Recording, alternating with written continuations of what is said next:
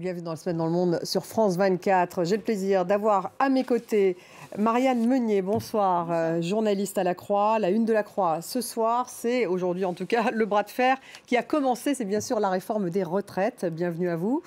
Le magazine, c'est cette semaine, donc le bonheur. Le bonheur, c'est comme la richesse. Voilà, il faut le redistribuer. Donc ça, c'est en une de La Croix Hebdo. Bienvenue donc Marianne. En face de vous, Laure Simouès. Bonsoir Laure, directrice éditoriale de Cartooning for Peace. Ziad Limam est avec nous. Bonsoir Ziad, directeur du mensuel Afrique Magazine. Et Jean-Sébastien Ferjou est avec nous, fondateur et directeur d'Atlantico. Bonsoir Jean-Sébastien. Au sommaire, ce soir, la guerre en Ukraine, bien sûr, toujours, et cet appel de Volodymyr Zelensky à livrer des chars lourds à son pays. Le Royaume-Uni a promis 14 Challenger, mais aucun accord global n'a été obtenu à Ramstein entre alliés, alors que cette semaine, le bombardement russe de l'immeuble à Dnipro a fait 45 morts et l'accident d'hélicoptère, au moins 14 morts, dont le ministre de l'Intérieur ukrainien. Au sommaire également, en France, cette forte mobilisation jeudi à l'appel des syndicats unis contre la réforme des retraites. La retraite à 64 ans, le bras de fer avec le gouvernement commence. Les syndicats appellent à une nouvelle mobilisation le 31 janvier. Davos, c'était toute la semaine Davos, et face aux dirigeants du monde entier présents dans la station suisse, 200 millionnaires et milliardaires demandent la mise en place d'un impôt sur les grandes fortunes pour aider les plus fragiles. Enfin, nouveau rebondissement dans le Qatargate. L'ancien eurodéputé Pierre-Antonio Panzeri, suspect et écroué, a accepté de collaborer avec la justice belge. Il a reconnu avoir été l'un des dirigeants de l'organisation criminelle en lien avec le Qatar et le Maroc. Sa comptable a été d'ailleurs arrêtée en Italie.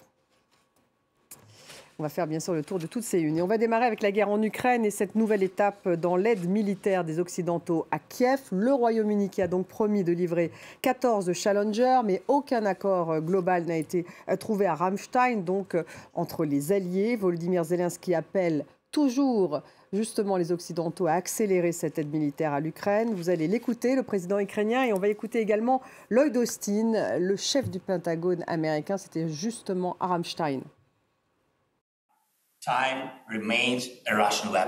Le temps est une arme pour les Russes. Nous devons accélérer. Le temps doit devenir notre arme de combat. Tout comme la défense aérienne et l'artillerie, les véhicules blindés et les chars, sur lesquels nous négocions avec vous, et qui feront réellement la victoire. Plusieurs pays ont fait des dons importants qui contribueront à protéger le ciel et les villes de l'Ukraine. Nous faisons également tout ce qu'il faut pour répondre aux besoins de l'Ukraine en matière de chars et autres véhicules blindés.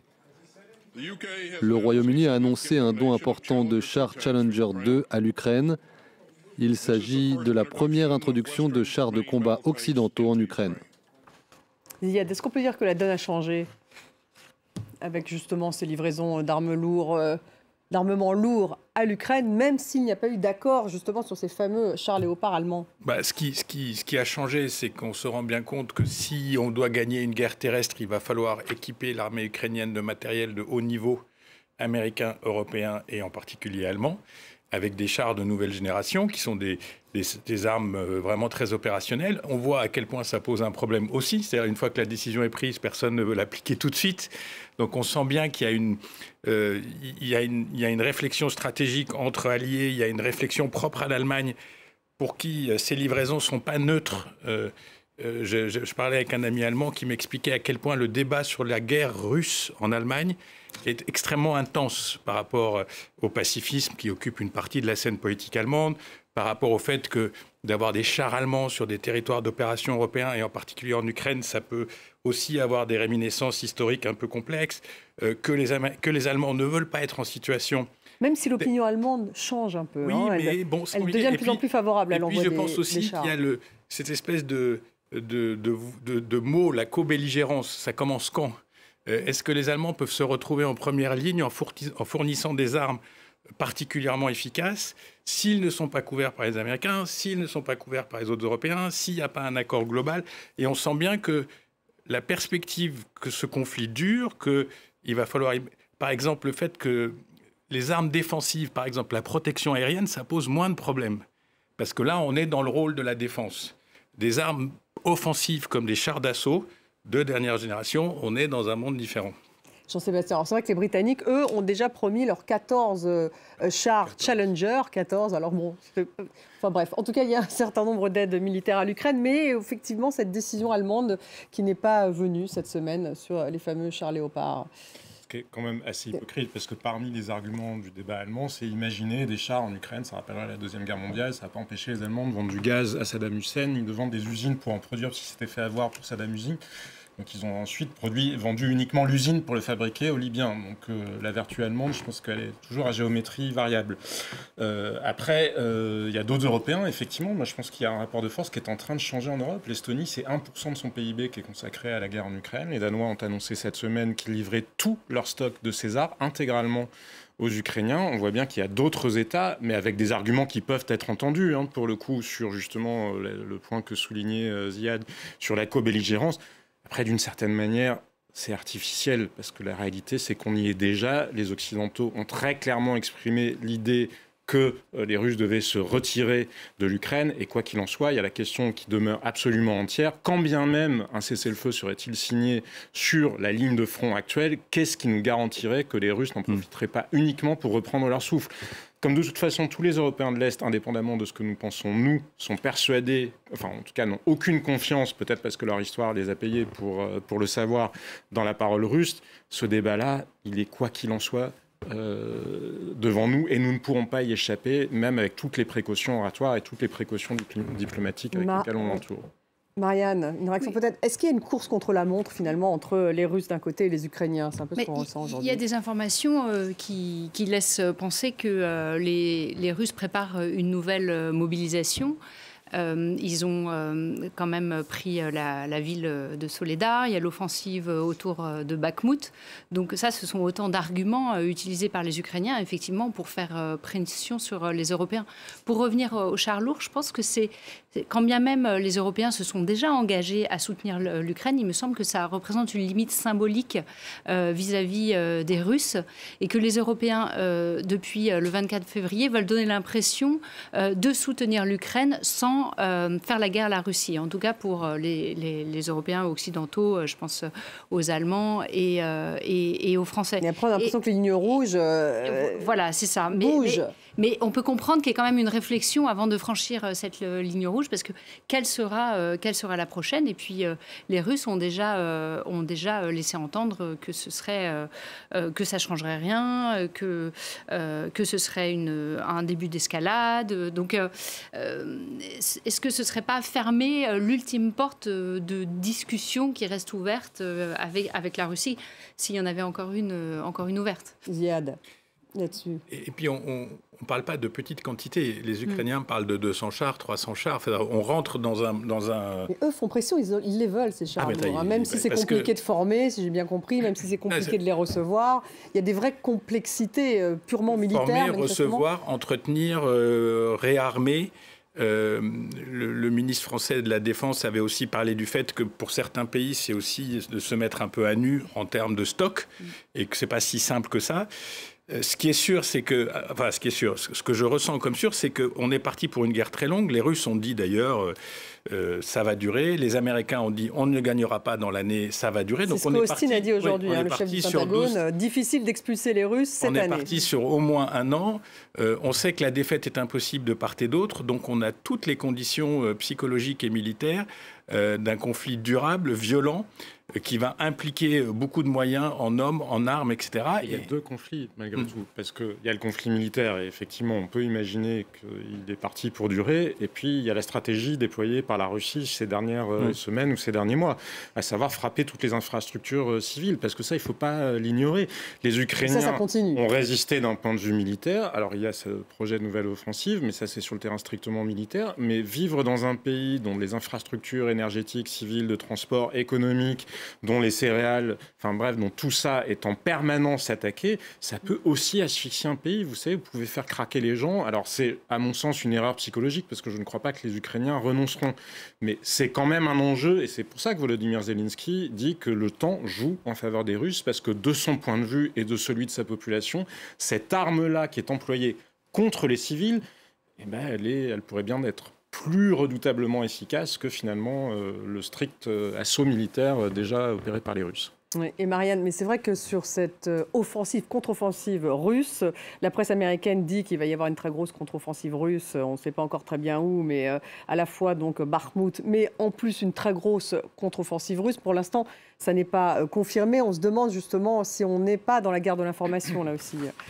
Probablement, mais ce qui se profile aussi, c'est le premier anniversaire, le 24 février. C'est une date quand même très symbolique à laquelle le gouvernement ukrainien, à ce moment-là, doit afficher des acquis justement pour conforter le moral des troupes, pour continuer à donner corps à cette mobilisation qui nous impressionne tous depuis l'Europe, mais qui mérite d'être nourrie par des encouragements et par des renforts en quelque sorte. Les dessinateurs.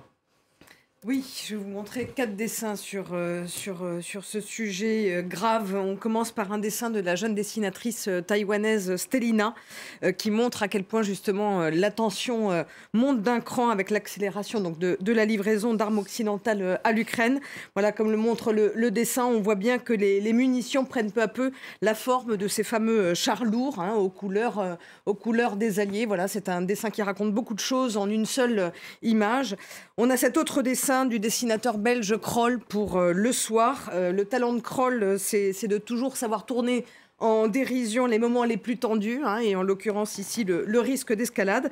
On sait que Charles Michel, le président du Conseil européen, s'est rendu à Kiev. Mon ami Zelensky veut des chars, c'est ce qu'il a réclamé. Et puis on voit qu'en arrière-plan, il y a Poutine qui veille et qui dit « pas de souci, je lui en envoie ». Il y en a un qui veille, c'est lui. Et puis un troisième dessin de Mikaya, le dessinateur Mikaya, dessinateur franco-tunisien, qui présente une belle trouvaille dans ce dialogue entre les deux ennemis, Poutine et Zelensky, histoire de aussi bien replacer les enjeux qui, pour ceux qui auraient la mémoire courte, « arrêtez de vous obstiner, vous êtes foutus », dit Poutine à Zelensky, qui lui répond « on ne s'obstine pas, on résiste ». Et puis pour terminer, un dernier dessin de Dume, dessinateur français, parce que dans tout ça, le problème, c'est les victimes, on vient de le dire, les victimes civiles qui continuent de s'amonceler en Ukraine. Et on ne peut pas s'empêcher, évidemment, comme le montre le dessin, de penser au fameux célèbre tableau de Picasso Guernica. Il y a Guernica et maintenant il y a Soledar. L'histoire se répète, dit ce bonhomme, et puis l'art, ce petit bonhomme ukrainien, et l'art se duplique. On a parlé aussi de Verdun, mais Soledar, c'est peut-être le Guernica actuel en ce moment. En France, forte actualité cette semaine, bien sûr, avec la mobilisation jeudi contre la réforme des retraites. 1 200 000 personnes ont manifesté d'après les autorités, 2 millions selon les organisations syndicales. Le bras de fer commence avec le gouvernement. Les syndicats appellent à une nouvelle mobilisation le 31 janvier prochain. Extrait d'une interview de Bruno Le Maire avec Lynn Rifaille à Davos. Le Trésor public français accepte tous les chèques. Donc si parmi ces 200 millionnaires, dont je crois l'immense majorité est étrangère, s'ils veulent s'installer en France, ils sont les bienvenus. Ils ont droit au taux d'imposition parmi les plus élevés de tous les pays développés. Donc vous serez l'une des personnes les plus taxées au monde et donc vous serez heureux. Donc venez en France, croyez-moi, nous saurons vous taxer. Bon, alors là, on a un petit peu divulgué le prochain sujet, justement, sur les fameux milliardaires qui veulent être taxés. Millionnaire. Bruno, millionnaire et milliardaire, il me semble. Enfin, on y reviendra dans une dizaine de minutes. Tout d'abord, pour revenir sur cette mobilisation, Jean-Sébastien, beaucoup plus forte qu'au début du premier quinquennat. Le gouvernement tient bon. En fait, ce qu'on peut se dire tout de même, c'est que quand la CFDT participe, c'est quand même beaucoup plus massif. Oui, mais ce n'est pas que les syndicats. Bien sûr que c'est une réussite incontestable pour les syndicats et qui est reconnue comme telle d'ailleurs dans les enquêtes d'opinion par les Français qui ont été publiées aujourd'hui. Ce qui me frappe, c'est le niveau de soutien global parce qu'on voit qu'il est supérieur à celui de 2010 et qu'il rejoint presque des niveaux ou qu'il est même supérieur là à celui de 1995. Donc il y a un véritable trouble qui s'est installé dans le pays. Pour autant, je pense que nous sommes dans une autre ère, dans une autre période. À l'époque, il n'y avait que de la colère en quelque sorte. C'était la colère contre ce qui était perçu comme des attaques contre le modèle social français. Là, le modèle social, il est à plat. Là, tout le monde a les écoles, les hôpitaux, les transports publics, tout sous les yeux. Et donc, ça n'est pas la même chose de refuser un projet gouvernemental quand vous êtes dans l'angoisse par rapport à votre avenir. Et c'est là où je pense que le gouvernement pêche totalement dans sa communication. Mauvais timing. Mais au-delà du mauvais timing, c'est la mauvaise présentation de la réforme. Tout le monde se fiche de l'équilibre du régime des retraites. dans la mesure où il a l'impression que tout s'effondre par ailleurs. Et vouloir combler un trou à 13 milliards, mais c'est un vrai sujet, hein. L'enjeu démographique est un vrai sujet. Mais vouloir combler un trou à 13 milliards quand vous avez flambé 500 milliards pour le Covid, c'est difficile à entendre pour des gens qui, par ailleurs, constatent que, justement, les services publics ne fonctionnent plus. Donc, c'est une configuration un peu inédite, parce qu'il y a toujours de la colère aujourd'hui, mais il y a aussi cette angoisse sur l'avenir. Et l'angoisse, ça se traduit par quoi politiquement ? C'est ce que les semaines qui viennent vont nous apprendre. Impossible à vendre, alors, cette réforme. Ziad, c'est pas le bon timing. Eux disent que la réforme, en tout cas, la Première ministre dit la réforme est juste. Et sur le terrain, on a vu en tout cas jeudi, ils disent au contraire, la réforme est injuste. Non, mais là, on est dans deux sphères complètement séparées. Je pense que, bon, d'abord, il va y avoir quand même un débat parlementaire, même si en France, on adore directement passer au débat de la rue avant de discuter du texte. Mais donc, dans le débat parlementaire, il va y avoir des aménagements. Une partie du rapport de force va se jouer au Parlement. Il y aura sûrement des aménagements sur les petites retraites, sur les carrières, encore plus, j'allais dire, de sas de sécurité pour essayer de combler ces anxiétés existentielles. Mais c'est quand même assez... Enfin, moi, je suis assez d'accord avec vous sur le fait que de compter les trimestres et de compter les années, ça a un côté complètement surréaliste au moment où on a l'impression que tout s'effondre, y compris la guerre, y compris tout ce qui nous entoure, avec un Covid qui n'est pas complètement fini. Donc tout ça, je comprends. Mais à un moment, je pense qu'il faut dire aussi 2-3 vérités. La question démographique, c'est tout à fait vrai. Je pense aussi que dans la mobilisation, il y a des enjeux politiques très importants parce que un facteur a changé aussi, c'est qu'on a 89 députés Rassemblement, j'ai toujours du mal avec ça, Rassemblement national au Parlement. On a un Rassemblement national qui peut porter une candidature présidentielle crédible et gagnante dans quelques années, c'est pas exclu. Et je pense qu'il y a besoin de récupérer ces électorats populaires qui sont partis. Il y a besoin de remobiliser la petite France qui travaille, qui bosse, qui est mal payée ou peu payée. Et que le débat sur les retraites permet de coaliser ces forces et permet d'apporter une réponse à la montée, de l'extrême droite et de l'extrême gauche. Donc je trouve qu'il y a quelque chose d'intéressant à regarder. Et la position complexe du Rassemblement là-dessus, on est contre, mais on voudrait, mais pas, mais on sent bien que c'est un débat qui les gêne. C'est très clair, ils sont contre. Mais pas de là à marcher main dans la main avec la CGT, c'est tout. Mais c'est une question de partage de l'affiche. Non, mais... Et de qui pourra, le cas échéant, éventuellement revendiquer la victoire. Hein. Oui, c'est pour ça que je pense qu'il y a quelque chose aussi d'assez politique. Marianne. Ce que je trouve intéressant avec cette mobilisation qui est quand même très large et c'est inédit depuis fort longtemps, c'est qu'en fait le débat sur la légitimité de la réforme est ouvert et en creux, il y a un débat, plutôt en arrière-plan, un débat sur la légitimité d'un président qui a été élu en grande partie, ou en tout cas en partie, contre le Rassemblement national, plus que pour son programme. Et lui dit, mais cette réforme, elle était dans mon programme, et les électeurs de Macron qui sont dans la rue lui disent, non, mais on n'a pas voté pour votre programme, on a voté contre le Rassemblement national. Donc cette mobilisation, elle rappelle aussi la fragilité démocratique qui caractérise notre société, et bien d'autres sociétés européennes ces dernières années. Assez faible d'un point de vue démocratique. Si les gens ne voulaient pas de cette réforme-là, c'était à peu près le seul point qu'il y avait dans le programme d'Emmanuel Macron, mais il n'avait qu'à pas voter pour lui. Autant, moi, je comprends l'angoisse et je peux comprendre la mobilisation pour protester, mais alors l'argument de l'absence de légitimité, il me paraît, mais il faut assumer ses responsabilités. Enfin, une démocratie, c'est pas un truc de club d'enfants où, comme à la fin de l'émission de Jacques Martin, tout le monde a des bonnes notes et des cadeaux. Enfin, pardon, mais certains n'ont pas voté Emmanuel Macron pour mais pour le coup, ceux qui n'ont pas voté, mais vous voyez ce que je veux dire. À un moment, on assume ses responsabilités. En votant. Après, la question, encore une fois, c'est celle de la logique de faire une réforme sur 13 milliards. Regardez, en termes d'ordre de grandeur, il y a 155 milliards de déficit sur les dépenses de l'État. 155 milliards. Et c'est 508 milliards, les dépenses de l'État l'année dernière. Et il y a 40 milliards de boucliers tarifaires qui ne sont pas financés. Donc ça fait quasiment 200 milliards. Donc vous voyez un trou à 200 milliards par rapport à 500. Là, on nous dit qu'il y aura en 2030 un trou à 13 milliards par rapport à 345 milliards de pensions. Mais vous dites, mais est-ce que c'est la priorité quand justement c'est tout le reste? Et quand cette réforme-là ne s'intègre pas dans une réflexion beaucoup plus large, où va la société française, où va l'économie française, où allons-nous par rapport à la robotisation? Parce que la robotisation, qu'est-ce qu'elle va produire sur le marché du travail? Comment on intègre des salariés plus âgés dans une économie qui avance très vite, une économie de la connaissance? Toutes ces questions-là, elles sont évacué du débat et on est sur une réflexion strictement comptable qui, encore une fois, a du sens parce qu'il y a une autre bombe dont on ne parle pas.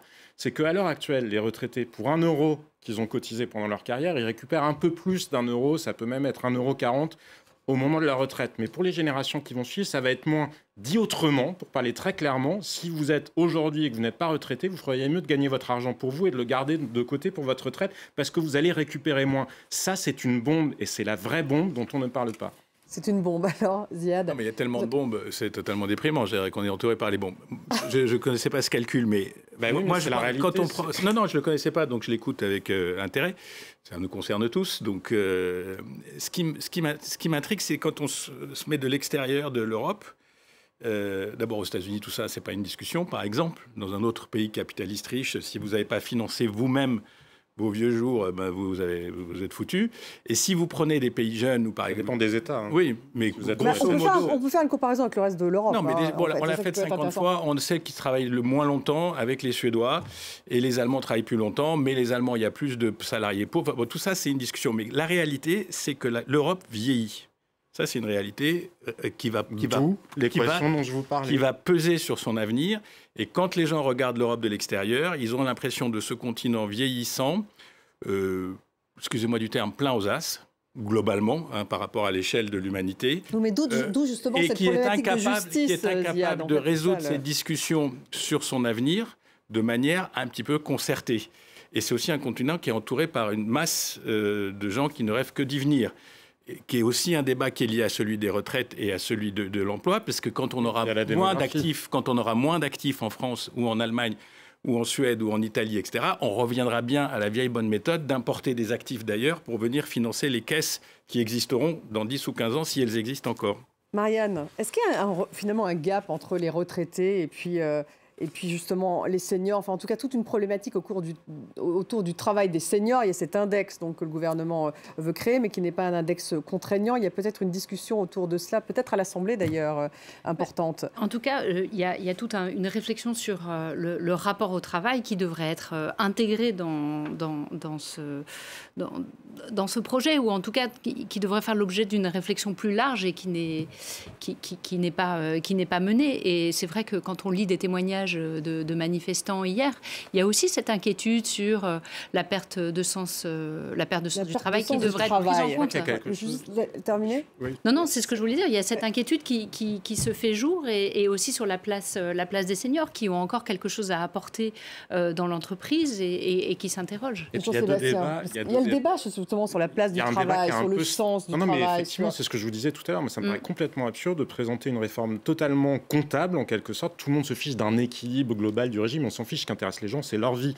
Et je trouve qu'on entend parfois des gens qui disent « faudrait faire pleurer Margot, tout le monde est brisé à 60 ans ». Bien sûr qu'il y a des gens qui ont des carrières extrêmement difficiles, personne ne peut en douter. Mais enfin, les Français ont à peu près le même squelette que les autres Européens. Donc, et après, surtout, en face, vous avez un gouvernement qui dit « oui, les gens ne veulent pas travailler ». Mais c'est pas vrai. Je crois qu'il y a des tas de gens, à l'inverse, que la retraite angoisse. Il y a des tas de gens qui voudraient bien continuer à travailler. Mais là, ce qu'ils entendent, c'est pas « on va vous permettre de continuer à travailler », c'est « on va vous exposer plus longtemps à la précarité économique ». Et c'est ce que vous disiez précisément. Là, il y a juste un indice bonus-malus en quelque sorte des entreprises qui est prévu. Mais c'est absurde. La question qui est face à nous, c'est celle de l'intégration des seniors sur le marché du travail. Alors on sait que mécaniquement, quand vous remontez l'âge, ça fait que les gens sont forcés de travailler. Donc oui, mais il y en a aussi beaucoup qui sont sur le côté de la route. Et entendons ça, il y a des tas de gens qui veulent travailler simplement, pas dans n'importe quelle condition. Et on prend le problème à l'envers. Quand vous écoutez les policiers, les enseignants, les infirmiers, ils vous disent mais on ne peut pas continuer parce que c'est horrible, c'est insupportable. Le sujet, c'est insupportable aujourd'hui, c'est insupportable à 40 ans, à 50, à 20. C'est ça qu'il faut traiter. C'est pas c'est insupportable entre 62 et 64. Ziad, en tout cas, la valeur travail, c'est vrai qu'elle a peut-être changé aujourd'hui. Il y a peut-être aussi un gap entre les générations. Non, parce qu'avant, on s'émancipait par le... Enfin, je veux dire, le travail, c'était tout. C'était la liberté, c'était l'émancipation, c'était l'ascenseur social. C'était ce qui permettait à des gens qui étaient nés dans des milieux plus modestes de pouvoir espérer une meilleure vie. C'est ce qu'on transmettait. Après... Cet univers-là aussi est totalement percuté par les réalités contemporaines, par la technologie, parce que vous disiez sur la la robotisation, l'intelligence artificielle, quand on voit aujourd'hui des sites qui peuvent vous écrire des speeches, des discours ou des thèses, et des lettres de motivation, quand on voit que tous les métiers de la comptabilité et de la finance sont dirigés la moitié par des ordinateurs, enfin, tout ça est tellement bouleversant. avec aussi cette idée qu'on va vivre plus longtemps et que ce plus longtemps, il est aussi assez inquiétant finalement. Parce que qu'est-ce que je vais bien faire à 75 ans ou à 70 ans ou à 85 ans? Comment ma vie va avoir du sens? Et dans ce débat, il y a des gens qui sont du bon côté parce qu'ils ont eu une meilleure vie, ils ont plus d'argent, ils peuvent travailler plus longtemps. Ils n'ont pas peur de travailler et d'être à la retraite en même temps, ce qui concerne de plus en plus de monde. Et donc ces gens-là, tout ce débat leur échappe complètement. Ce qui pose problème, c'est les petites retraites, c'est les 1 200 € qui deviennent 1 115 € bruts, et que vous avez 65 ans et que vous avez 1 115 € bruts ou 1 000 € bruts, et que vous avez 20 ans d'espérance de vie, c'est pas le même débat. Surtout les carrières longues qui étaient dans la ont rue l'air d'être hier, pénalisées. c'est principalement des gens qui en réalité sont assez peu concernés par la réforme, parce que c'était beaucoup d'agents du secteur public. Oui. Exactement. Mais ça n'est pas parce qu'ils sont plus syndicalisés, qu'ils auraient plus une culture de la grève. Ça doit certainement être une partie de l'explication. Mais ce que je vous disais, c'est parce que par ailleurs, ça a perdu du sens. C'est-à-dire qu'ils sont dans la souffrance aujourd'hui. Les enseignants, les policiers, ils sont dans la souffrance aujourd'hui. C'est pour ça que je vous dis, ça me paraît quand même assez absurde de pas avoir une réflexion par un point de vue comptable, quand si on disait aux gens, regardez, vous allez avoir des carrières, on va pouvoir gérer l'évolution dans le temps, parce que oui, on peut imaginer qu'on n'a pas vocation à exercer les mêmes missions. Et puis à 50 ans, vous servez encore à quelque chose. Exactement. Et puis même physiquement, on dit, on saura prendre en compte cette chose-là. On ne va pas vous demander bêtement, mécaniquement, de faire la même chose à 64 qu'à 40. Bref. Mais il n'y a rien de tout ça. Il n'y a aucune réflexion sur le management public. Regardez un autre exemple. Là, on nous dit, il y a la clause du grand-père. La clause du grand-père, c'est quoi? On ne veut pas supprimer les régimes spéciaux. Donc on dit, bon, ben, dans 40 ans, ça sera fini parce que les nouveaux entrants, ils n'y ont pas droit. Ils n'y ont pas droit, exactement. Et qu'est-ce qui se passe dans l'intervalle? Parce que vous faites cohabiter dans les mêmes structures des gens qui ont des droits totalement différents. Mais c'est ça qui a créé le conflit d'avant Noël. Hein. Pourquoi il n'y avait pas de train à Noël? Parce que c'était ça chez les contrôleurs, c'était exactement ça qui se jouait. Zéro réflexion là-dessus, alors qu'on a vu dans le passé que ça avait fait des suicides chez France Télécom. C'est pas des questions techniques ou marginales, c'est des questions de la vie. Et c'est ça que les gens, à l'instinct, savent. Ils ne le décomposent pas forcément dans le détail. Et le gouvernement, il répond équilibre du régime. Équilibre du régime. Et les dessinateurs, alors comment répondent-ils à cette mobilisation? Ils viennent croquer à peu près tout ce qui vient de se dire. On a un premier dessin du dessinateur français Gillot pour Marianne, qui a bien compris que l'humour était la politesse du désespoir. La retraite avant la guerre, peut-on le dire sur la pancarte. Et puis la compagne qui dit « Oui, tu as raison, demandons l'impossible ». Petit clin d'œil évidemment au Tché pour ceux qui l'auront compris. Un deuxième dessin très très beau de la dessinatrice française Trax. Évidemment, les dessinateurs français ont été particulièrement productifs sur ce sujet. Il a un trait presque poétique, je trouve. C'est toujours pareil, le temps que je traverse la rue, l'emploi est pris, on vient d'en parler, du travail des seniors. Et puis, tout le monde aussi aura bien sûr compris l'allusion à la célèbre phrase de Monsieur le Président. Et puis, alors, ce troisième dessin du dessinateur suisse Hermann, toujours très caustique, qui regarde ça d'un petit peu de loin, hein, depuis la Suisse. On voit le couple présidentiel qui regarde comme ça, derrière dans le palais de l'Élysée, tout le peuple qui est mobilisé dans la rue, on lâche rien, on voit sur la pancarte. On les aura à la pénibilité, dit le président Macron. Donc à vous de voir qui est le plus pénible dans ce cas-là. Et puis pour terminer, en pirouette de fin, irrésistible, l'humour de Urbs, retraite, ce qui va changer dans les entreprises. Tu viens au pot de départ de Gérard, on va lui casser la gueule. Celui qui partira à la retraite, ça va être l'homme à abattre, tellement il va être envié par ses collègues. Il est paru dans Le Monde. Très drôle. Voilà. Pirouette de fin, un petit Urbs. Davos, on le disait face aux dirigeants. Vous vouliez me casser la gueule, vous êtes retourné vers moi alors. Ah non, pas du tout. Non, je suis pacifique. Civilisé sur ce plateau. Davos est civilisé. Donc face aux dirigeants mondiaux présents dans la station suisse, 200 millionnaires et milliardaires demandent la mise en place d'un impôt sur les grandes fortunes pour aider les plus fragiles. Il y a notamment l'acteur américain Mark Ruffalo. Il y a 2 Français qui figurent dans la liste. On va écouter Gabriela Boucher. Elle est directrice générale d'Oxfam. C'était à Davos justement. La tendance actuelle montre une augmentation du nombre de milliardaires et les richesses qu'ils amassent augmentent. Il est donc possible d'accroître, même avec de faibles montants, l'impôt sur la fortune nette des millionnaires, multimillionnaires et milliardaires jusqu'à 5%. Nous pourrions lever 1 700 milliards de dollars par an, ce qui signifie que nous pourrions éliminer la pauvreté et mettre en place un plan d'action décennal pour éliminer la faim. Marianne, alors, ce débat, est-ce qu'il faut effectivement taxer les riches, les diviser par deux, comme le demande Oxfam? Parce que c'est ça l'important. En fait, j'ai regardé la lettre signée par ces 200 millionnaires et milliardaires, et surtout les signataires. Et parmi eux, il y a, vous me direz si je me trompe, il y a seulement un membre du monde non occidental qui est un Indien. Sinon, c'est essentiellement des Américains, des Britanniques. Il y a seulement 2 Français, une Autrichienne héritière, dont on a pu lire un portrait intéressant cette semaine, héritière de l'entreprise de chimie BASF qui demande à être taxée par son gouvernement. Et je trouve ça intéressant le fait qu'il n'y ait quasiment que des Occidentaux, parce que si, comme le dit la directrice, je crois, d'Oxfam, on peut lever 1700 milliards de dollars en taxant les millionnaires et les milliardaires pour réduire la pauvreté, il faut quand même une gouvernance derrière ça. Il faut un instrument mondial. Et comment ça peut fonctionner s'il n'y a qu'une partie du monde qui est mobilisée? Après, je ne sais pas si d'autres millionnaires et milliardaires ont été sollicités, mais ça me semble intéressant et révélateur quand même. Ça ne serait pas multilatéral, en tout cas. Pas vraiment. Alors, en tout cas, Bruno Le Maire, lui, il dit « Venez en France, nous saurons vous taxer ». Ça, c'était la réponse, Ziad, de Bruno Le Maire. Non, ça m'a rappelé un peu Boris Johnson qui avait demandé aux Français qui allaient être taxés, venez un petit peu sur le tapis rouge britannique. Je pense que c'est un débat utile. Tous les ans, il a lieu d'ailleurs à Davos avec cette publication du rapport de l'Oxfam. Non pas pour liquider les milliardaires, comme j'ai entendu dire cette semaine en France, ou dézinguer toute la classe capitalistique, etc. Le débat est utile parce que le problème, c'est pas qu'il y ait des milliardaires ou il y ait des millionnaires, c'est que les écarts s'accentue de manière vertigineuse et donc il y a un problème d'équilibre. Moi, je suis intimement persuadé que le capitalisme a besoin d'équilibre. C'est-à-dire que ça ne peut pas marcher si le système bascule totalement en faveur d'une minorité contre une très grande majorité. Pendant très longtemps, le système redistribuait d'une manière ou d'une autre. On a parlé tout à l'heure du fait que les enfants pouvaient espérer avoir une vie meilleure que leurs parents, etc. Or là, ce qu'on voit avec la financiarisation, la technologie, plus les effets un peu pervers du Covid, etc., c'est que les fortunes des milliardaires font comme ça et que les autres revenus font comme ça. Donc ça, c'est pas tenable dans une société démocratique. Donc ces milliardaires-là ou ces millionnaires, quand ils disent « taxez-nous », ils disent pas « taxez-nous pour le plaisir ». Ils disent pas taxez-nous par, grandeur morale. Ils disent taxez-nous parce que je pense qu'ils ressentent ce besoin d'équilibre pour le bénéfice de leur business, de leurs entreprises, de leur richesse, etc.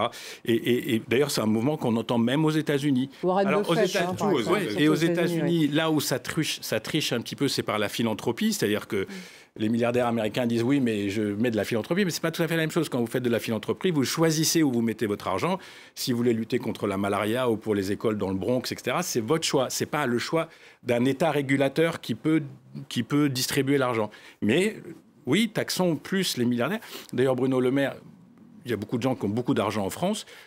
À part la question des successions qui est un peu problématique en France, il y a beaucoup d'investissements étrangers qui viennent vers la France et qui acceptent très bien cette taxation parce qu'il y a d'autres avantages dans le système. Mais ils n'ont pas mis en place de taxation supplémentaire, une taxation par exemple temporaire, comme peut le demander non, mais là, je suis moins... Parce que le problème des taxations, c'est la gestion, ce que vous parliez de l'instrument, ou comment on gère une taxation supplémentaire, comment ça s'organise.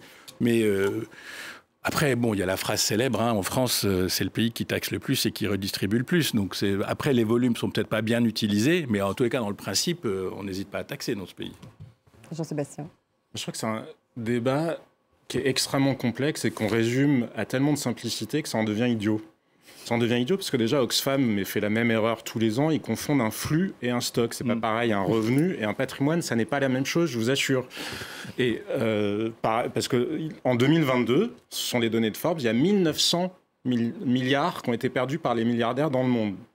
Vous l'avez ressenti l'effet ? Vous êtes moins pauvres parce qu'ils ont perdu 1900 milliards de capitalisation boursière. Alors peut-être Marine Tondelier, la directrice de LV Les Verts, a-t-elle tout gardé pour elle et ça nous a échappé à tous. Mais vous voyez bien que cette logique comptable, elle est absurde parce que sinon on peut le prendre dans l'autre sens. Quand elle dit pareil, il faut supprimer les milliardaires. Une moyenne, on peut la tordre par le haut ou par le bas. Les immigrés, il se trouve que les immigrés, ils sont pauvres. Donc quand vous avez plus d'immigrés, mécaniquement, ça creuse les inégalités. Est-ce qu'elles vont en tirer la conclusion qu'il faut éliminer les amis? Vous voyez bien ce que je veux dire, c'est que ça n'a pas de sens, ça ignore totalement le processus de création de richesse. C'est un raisonnement en photo quand il faut regarder le film. Quelles sont les fortunes? Les Rockefeller, les Vanderbilt, etc. Ce ne sont plus les grandes fortunes d'aujourd'hui. Les fortunes d'aujourd'hui, ce sont des GAFAM. Il y a une question de maturité des économies. Il y a une question de où est-ce que vous en êtes. Quand il y a l'âge du numérique qui arrive, oui, ils sont milliardaires aujourd'hui, là où par exemple en Europe et en France, ce sont plus des fortunes héritées parce que L'Oréal, ça a été créé il y a 60 ans. Mais toutes ces questions-là. Autre question aussi, quand vous avez moins d'enfants, Quand vous avez moins d'enfants, mécaniquement, ça fait que le patrimoine, il se concentre sur moins d'enfants. Quand Bobo 1 épouse Bobo 2, alors qu'avant, je sais pas quoi, le médecin, il épousait sa secrétaire, ou la médecine épousait son secrétaire, si vous voulez, et pareil, mais toutes ces questions-là, c'est une équation qui est infiniment complexe. Et on ne prend jamais en compte ces éléments-là. Et dernier point pour finir, quand on regarde, en 2013, Thomas Piketty nous a annoncé que le capitalisme allait s'écrouler sous le poids des inégalités. Que s'est-il passé en 2013 ? C'est l'année où les inégalités, sans aucun changement de politique fiscale, se sont mises à cesser de croître aux États-Unis. Alors, il y a un effet de stock accumulé qu'il faut gérer. Moi, je suis d'accord avec vous, indépendamment de ce que je dis là, je pense que politiquement, il y a un enjeu à gérer parce que certains écarts ne sont pas socialement soutenables. Mais alors, le faire comme le fait Oxfam, avec des raisonnements, mais je dis qu'ils sont tellement simplificateurs qu'ils en viennent à être idiots, je pense que ça nous mènera dans le mur et ça ne changera rien au destin des pauvres. Donc finalement, ils se fichent parce que ce qui les intéresse, c'est d'en avoir des pauvres pour pouvoir continuer à faire étalage de leurs vertus. Je ne sais pas s'il faut aller jusque-là, mais les dessinateurs. Moi, j'y vais en tout cas. Bobo 1, Bobo 2, ça pourrait inspirer des dessinateurs de presse. Moi, je deux dessins sur le forum.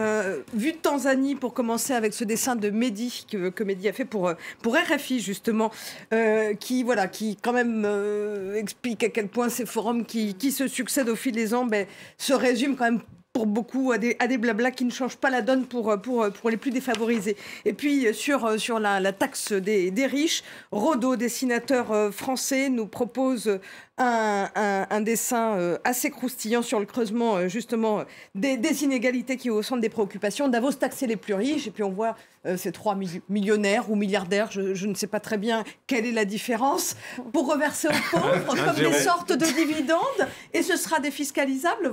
Voilà la préoccupation. Il y a peut-être un loup, effectivement, sur cette... Et juste d'un mot, il y a 62 millions ou 63 millions de millionnaires dans le monde, il y en a 200 consignés, ça vous donne une idée de comme ça les intéresse. D'ailleurs, pour aller dans votre sens aussi.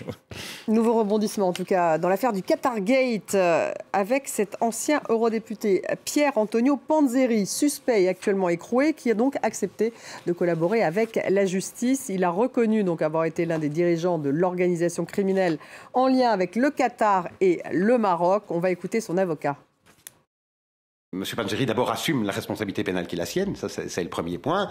Mais il faut savoir que c'est un homme qui est détruit et qui n'a plus beaucoup de vie devant lui et qui a pris conscience du fait que la seule chose qu'il pouvait encore espérer, c'était sécuriser sa situation.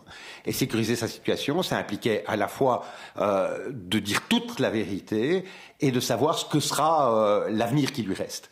Il va devoir dire tout ce qu'il sait, à la fois des bénéficiaires du phénomène de corruption, l'organisation qui a été mise en œuvre, les circuits financiers qui ont existé. Autrement dit, il ne pourra pas dire ce qu'il ne sait pas, mais tout ce qu'il sait, il devra le dire. Ça fait partie de l'engagement qu'il a pris. Marianne, alors ce qui est vrai, c'est que sa comptable a été arrêtée le même jour, donc on ne sait pas très bien ce qu'il a dit ou pas dit. Mais bon, c'est vrai que c'est une affaire qui éclabousse vraiment les institutions européennes. Oui, et c'est d'autant plus fâcheux que c'est une affaire qui concerne le Parlement européen, qui est la seule des institutions européennes qui est élue au suffrage universel direct. Et qui a de plus en plus de pouvoir. Oui, mais c'est vraiment l'institution qui pourrait avoir le lien le plus étroit avec les Européens. Je parle au conditionnel parce que on reproche toujours, et à juste titre, à l'Europe d'être loin des citoyens. C'est fâcheux aussi parce qu'il y a les élections européennes en 2024.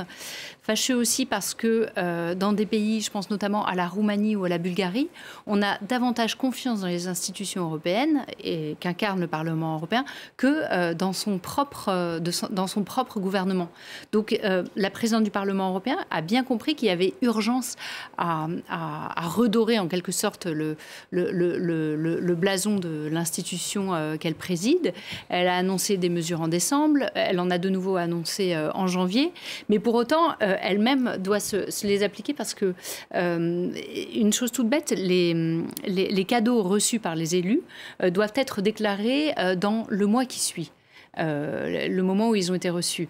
Eh bien, elle-même, elle a régularisé ces cadeaux seulement cette semaine pour les cadeaux de l'année qui vient de s'écouler. Donc, c'est bien un signe de laxisme parmi d'autres, en fait, qui entache la réputation du Parlement européen. Ziad, Il y a du laxisme, en tout cas, il n'y a peut-être pas suffisamment de contrôle au sein, effectivement, de ce Parlement européen aussi. On parle il faudrait réviser l'inscription sur le registre de transparence. Manifestement, il n'y a pas de contrôle sur l'accès, vraiment non plus à l'Assemblée. Les anciens aussi qui siégeaient peuvent travailler ensuite dans le privé et ont toujours accès. Enfin, bon, il y a un certain nombre de règles, en tout cas, qu'elle essaye d'ailleurs qu'elle veut mettre en place, Roberta Metsola. L'avantage des scandales, c'est que ça permet, pour un temps, en tous les cas, de remettre un peu d'ordre dans la maison,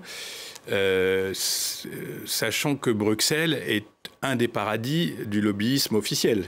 C'est-à-dire 49 000 lobbyistes. C'est un truc... c'est transparent. Oui. Non, je dis, déjà, il y a influence et corruption. Non, mais déjà, il y a le lobbyisme officiel qui est relativement transparent. Il y a la corruption, il y a le Qatar peut-être, il y a le Maroc peut-être. On va attendre les aveux et les révélations.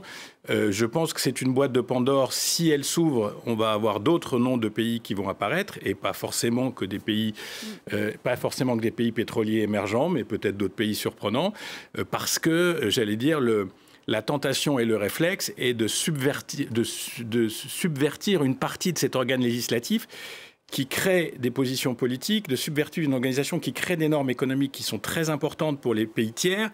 Et donc, d'une manière ou d'une autre, on essaie d'influencer cette énorme machine à créer des normes et à créer des positions. Quand le Parlement prend une position politique, c'est pas neutre. Et donc, c'est illégal, mais c'est, à mon avis, excusez-moi du terme en anglais, widespread. C'est-à-dire, je pense que c'est une pratique assez large. Jean-Sébastien.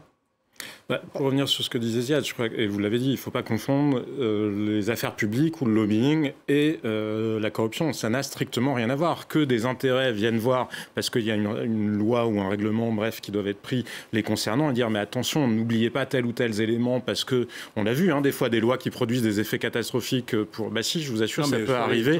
Ça peut arriver que... Oui, mais ça marche dans tous les sens. C'est-à-dire, on peut facilement oublier que ça aura tels effets pervers. Et les gens qui travaillent sur un secteur, eux, ils le savent. Regardez ce qu'on a fait sur les médicaments, notamment. C'est un certain nombre de réglementations qui font aussi qu'on a une pénurie de médicaments aujourd'hui. Donc, c'est pas totalement absurde d'écouter les acteurs économiques. Ça ne veut pas dire s'aligner sur leur position. Mais ce que je trouve regrettable dans le cas du Parlement européen, et vous l'avez dit, c'est que c'est une institution qui est extrêmement importante, qui est élue au suffrage universel direct, mais que personne ne s'y intéresse. Parce que le vrai contrôle, c'est l'opinion. Parce qu'en flux, 80% de notre droit, il est voté au Parlement européen. Et effectivement, nous, on a des débats, on s'écharpe sur des petits amendements, des trucs, voilà. Mais notre droit, il vient du Parlement européen, mais on ne surveille jamais véritablement ce qui s'y passe.